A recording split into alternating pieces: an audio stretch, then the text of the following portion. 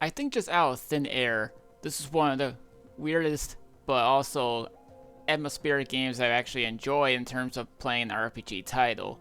Shin Megami Tensei 3 was originally a PS2 exclusive, but then got an HD remaster for the PS4 and Nintendo Switch. You know, the PS2 version actually had like 3 different versions. There was a normal version, then there was the Maniacs version, which included Dante from Devil May Cry, and then later in 2008, a Maniacs Chronicles version where they actually replaced Dante in favor of Rydell from the Devil Summoner series, which actually had 2 games on the PS2. If anyone wants like a challenge in terms of RPG, then this is a game definitely to go, because this is beyond one of the hardest RPG games that anyone would play. What you really need to do is you need to come up with some sort of strategy in order to like beat these bosses. What are their weaknesses? Boost your defense, attack, whatever it may be.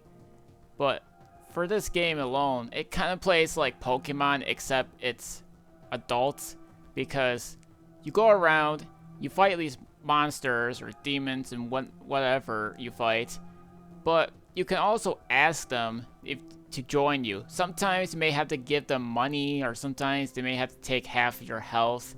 Sometimes if you can't get them to join you, they'll still give you somewhat of a reward for at least trying, which I will go on to say.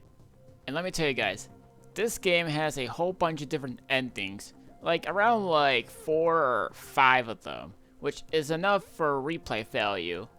What's even interesting to me is that I managed to get the secret ending in my first playthrough, which I won't just go on to say that. I think it's because of certain quests I had to do in order to do it, and I just managed to do it. I will just say this about the remaster version, there is some differences. Now, besides the game being HD, it uses the Unity engine for some reason. Also, for this remaster version, it included some dialogue changes, like minor changes, so it's still gonna feel like a Shin Megami game overall. And also, for the first time ever in this game, there's actually voice acting. Even the man himself, Dante, the voice actor since the 3rd game, actually is voiced in this game. But look, the only way you have to play, or at least get Dante in this game, is getting the Maniacs DLC pack. Look, it's the same thing as the main game, it's just Dante and Rydell are swapped. It's a post-apocalyptic game too, by the way, where it takes place in Tokyo. So, you're a demi-fiend. Well, let me start this. You're a human that got turned into a demi-fiend. And you go on to, like I said, fight the monsters, gather some allies and whatever. But look, you can't gather everyone in there. You gotta like at least make some smart decisions in this game, because you might run out of room for whoever you may need. So in order to conserve, or at least do something, what you need to do is that you go to these little, what is it, a door or some sort of waypoint. You go there and you can actually fuse monsters together to create some powerful monsters. Sometimes you need to be smart, because sometimes there may be a freak accident where they'll create a monster that wasn't even supposed to be fused in the first place. Makes it even more difficult than anything else. But look, for the remaster version, as DLC, there's actually this new merciful difficulty, which is supposed to be like more of an easier way to play or whatever. Look, it may be always the hard side, but most people know it's an easy difficulty. I should also mention too that sometimes their demons can actually evolve, meaning they can actually come up with better skills, and maybe some skills can be upgraded too. But if you guys play Pokemon, you know what the deal is. You can actually tell them to evolve, or you can't. Just say no, but that's fine. It's still there. You guys can do whatever you want. You can create like powerful demons, whatever, fuse them up, and do whatever. Turn-based RPG, but I will just say this game is grindy. Thankfully, there is a DLC that eases up the grinding on both like the leveling and the money. You know, I bet you guys must be wondering, how did Dante enter in this game? Well, let's start it off. So Dante's inclusion to the game was a idea from one of the members of Atlas. And so, because they're actually a fan of the Devil May Cry series, they actually was approved due to how the job as a demon hunter would fit the series. So they created a movie where Dante confronted the game's heroes, and Capcom was happy about it, so they allowed him to be in the game. So this would be Maniac's edition of the game, so that's how they include that one.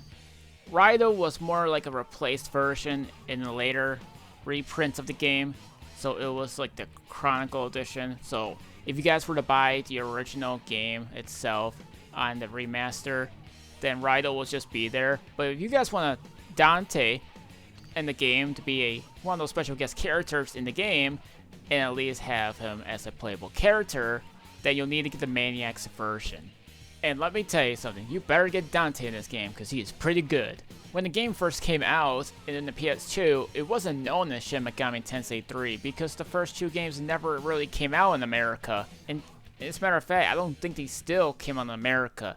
So 3, 4, and 5 in the main installment series actually came out. You know, if you guys came from Persona or the Devil Summoner series or the Devil Survivor series, then this game happened to be the inspiration of it. It also still uses the same monsters too, as you guys recognize, so that's because it's a Shin Megami series, so that also explains everything.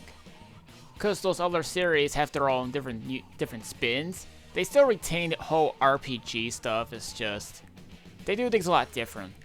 Like Devil Summoner on the PS2, like both of them are just action RPGs, while Persona 5 is like a dimension thing, and Shin Megami is more of a apocalyptic thing. When you play this game, you really just need to come up with a strategy, because if you don't, then, well, your team is basically wiped out.